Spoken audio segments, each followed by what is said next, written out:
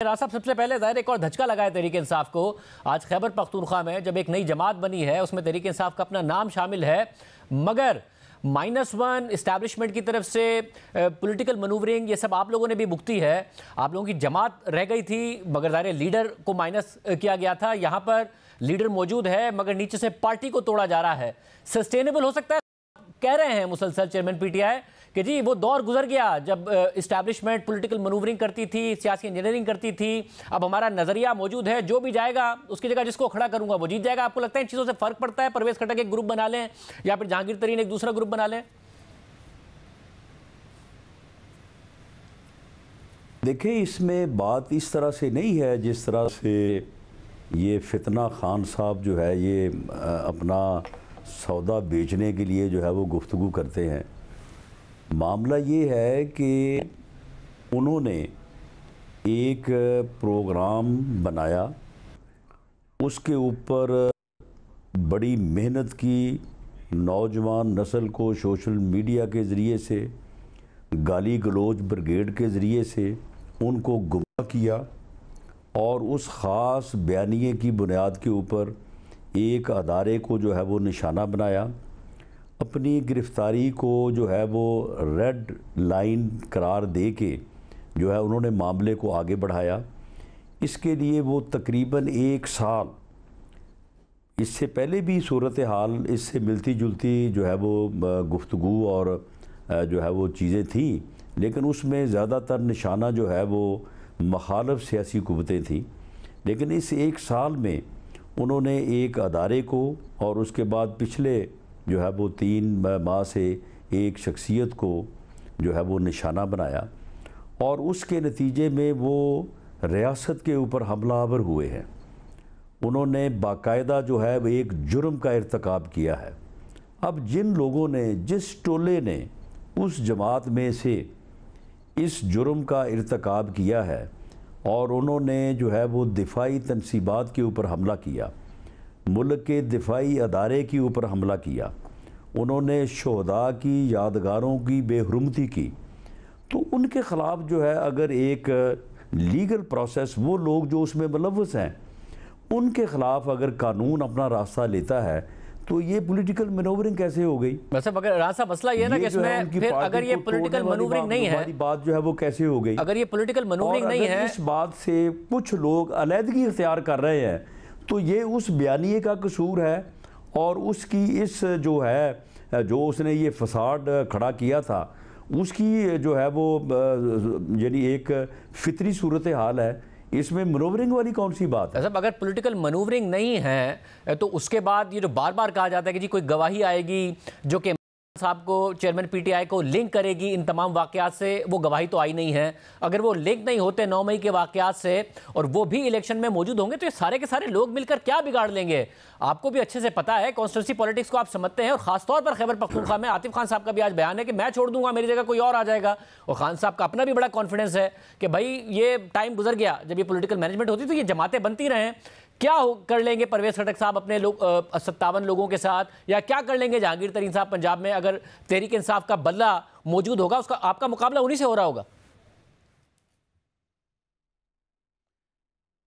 मैं समझता हूं कि जिन लोगों ने 9 मई के वाकयात में हिस्सा लिया है और उसमें उसका सरगना जो है वो ये फितना खान है, रही बात कि उसके ख़िलाफ़ एविडेंस, वो भाई किसे नहीं मालूम कि ये सारा कुछ इसका किया धरा है, ये इस आर्किटेक्ट है, ये सारा कुछ करने वाला ये है, ये इसने बाकायदा जो है ये ज़ेन साजी की है, इसने ये सारी जो है वो प्लानिंग की है।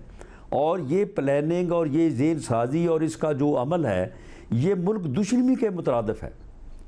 ये इस मुल्क से सियासत ख़त्म करनी चाहता था, ये इस मुल्क से अपने सियासी मुखालफीन को ख़त्म करना चाहता था। ये कहता था मैं किसी को छोड़ूंगा नहीं। तो आपका क्या ख्याल है कि फिर यही रहेगा इस मुल्क में?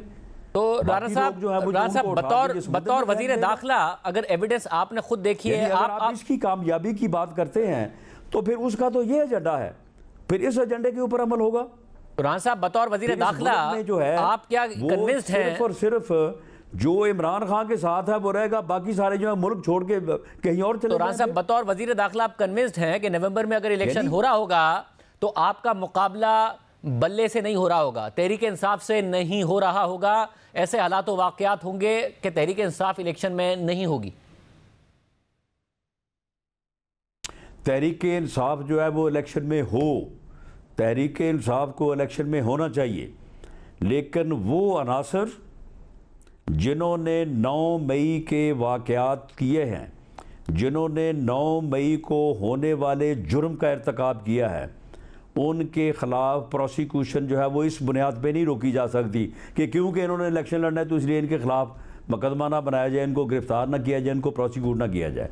वो अमल जो अलहदा से जो है वो कानून अपना रास्ता ले रहा है, उससे अपना रास्ता लेना चाहिए। उसमें जो भी आता है उसे जो है वो अपने जुर्म को फेस करना चाहिए। बाकी जो उसमें नहीं आता या जिसने अपने आप को उनसे डिस्टेंस कर लिया है वो ठीक है, वो इलेक्शन लड़े, और जो उसमें नहीं आता वो भी इलेक्शन लड़े। फिर तो वही लड़े। और इस मुल्क के अवाम जो हैं, इस मुल्क के अवाम अपने वोट की ताकत से फैसला करें कि उन्हें इस मुल्क में ये फितनागरी चाहिए, उन्हें इस मुल्क में ये कुछ चाहिए जो 9 मई को हुआ है, या उन्हें इस मुल्क में जमहूरियत चाहिए, इस मुल्क में अमन चाहिए, इस मुल्क में तरक्की चाहिए, इस मुल्क में आम आदमी को जो उसका उनके हालात की बेहतरी चाहिए। ये अवाम फैसला करें इस इलेक्शन में। साहब अगर अवाम फैसला बाद में करेंगे ना, पहले तो मसला ये हो रहा है कि जो उन्हें छोड़ता है उसे सियासत की भी इजाज़त है, प्रेस कॉन्फ्रेंस करने की भी इजाज़त है, वरना जो नहीं छोड़ रहा है वो रूपोश है, 1-2 रहनुमाओं के अलावा। तो ये तय है ना कि भाई आप पार्टी छोड़ेंगे तो ठीक है इलेक्शन लड़ लें, नहीं छोड़ेंगे तो फिर इलेक्शन नहीं लड़ पाएंगे क्योंकि सामने आएंगे तो गिरफ्तार कर लिए जाएंगे। तो फिर इस तरीके से तो आपका मुकाबला नहीं हो रहा होगा तहरीक इंसाफ से इलेक्शन में। नहीं, जो लोग डिस्टेंस कर रहे हैं, जो उन वाक़यात की मजम्मत कर रहे हैं, जो ये कह रहे हैं कि हम इस मुल्क दुश्मन एजेंडे के साथ नहीं थे या उसमें शामिल नहीं थे, ठीक है, उनके ख़िलाफ़ जो है वो कोई एक्शन नहीं होना चाहिए।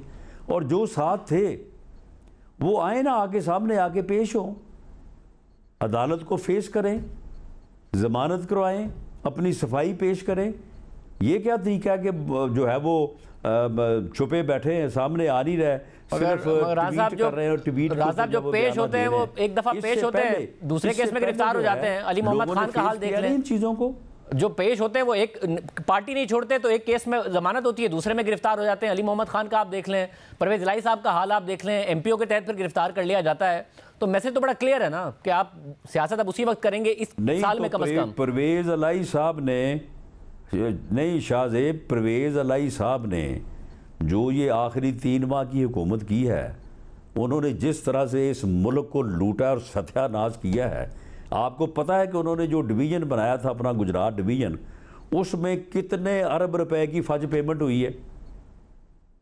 तो वो केस उनको ना पूछा जाए, वो केस साबित कीजिए ना। ये तो जो है वो आखिर में गिरफ्तारियां कर करके अब एमपीओ में गिरफ्तार कर लिया है। बाकी लोग जब, आपका क्या ख्याल है कि इन्होंने कुछ नहीं किया? इन्होंने अली मोहम्मद खान ने क्या किया? के वाकयात में मुलव्वस नहीं है ये राना साहब। जो पूरी तरह से जो पार्टी छोड़ता है वही मुलव्विस नहीं होता है, बाकी मुलव्विस होते हैं और फिर बार बार गिरफ्तार होते हैं, जमानतों के बावजूद भी गिरफ्तार होते हैं।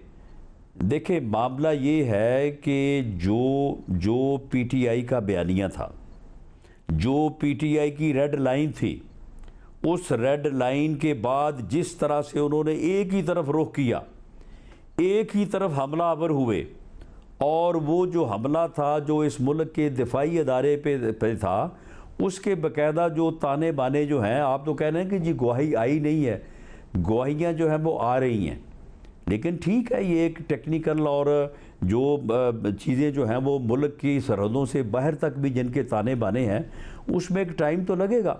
और ये चीज़ें जो हैं, ये इन चीज़ों को पूरी बारीक बीनी से जब जो है वो साबित करने की कोशिश की जाएगी तो वो टाइम कंज्यूमिंग मगर राना साहब, ये जो अब जमातें, सारा कुछ जब वो साबित हो रहा है, मगर तो जो लोग इसमें मुलव्वस हैं, जो अपने आप को इस टोले के साथ खड़ा करेंगे, उनको जो है वो फेस करना पड़ेगा। मगर राना साहब, जब इन जमातों को, वो ठीक है, वो सियासत करे।